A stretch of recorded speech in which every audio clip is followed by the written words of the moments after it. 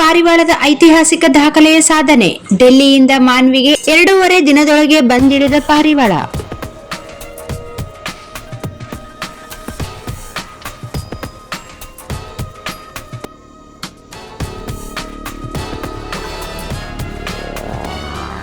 ಎಂಆರ್ಪಿಎಫ್ club ವತಿಯಿಂದ ಆಯೋಜಿಸಲಾದ ಪಾರಿವಾಳ ಹಾರಾಟ ಸ್ಪರ್ಧೆಯಲ್ಲಿ ಮಾನ್ವಿ ಪಟ್ಟಣದ ಪಾರಿವಾಳ ಒಂದು ಅಪರೂಪದ ದಾಖಲೆ ನಿರ್ಮಿಸಿ ಗಮನ ಸೆಳೆದು ದಾಖಲೆ ನಿರ್ಮಿಸಿದೆ ಎಂದು ಪಾರಿವಾಳ ಪ್ರೇಮಿ ಹಾಗೂ ಮಾಲೀಕ ಆಯಾಜ್ ಮಾನ್ವಿ ಹೇಳಿದರು. ಮಾರ್ಚ್ 1ರಂದು ಎಂಆರ್ಪಿಎಫ್ ಕ್ಲಬ್ ವತಿಯಿಂದ ಡೆಲ್ಲಿಯಿಂದ ಕೊಪ್ಪಳ, ಗಂಗಾವತಿ, ಸಿಂಧನೂರು ಹಾಗೂ ಮಾನ್ವಿ ಪಟ್ಟಣಗಳ ಪಾರಿವಾಳಗಳನ್ನು ಬಿಡುಗಡೆ ಮಾಡಲಾಗಿತ್ತು.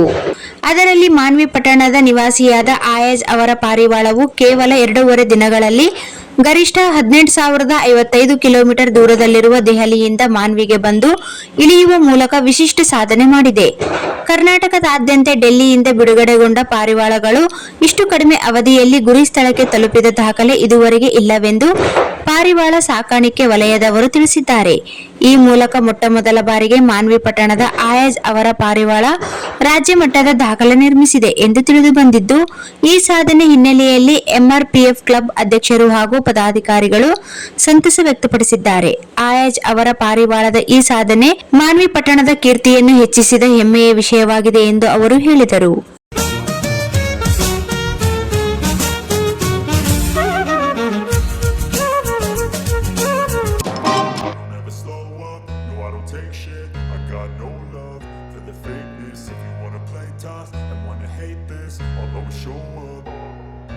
I don't ever slow up, no I don't take shit. I got no love for the fakeness. If you wanna play tough and wanna hate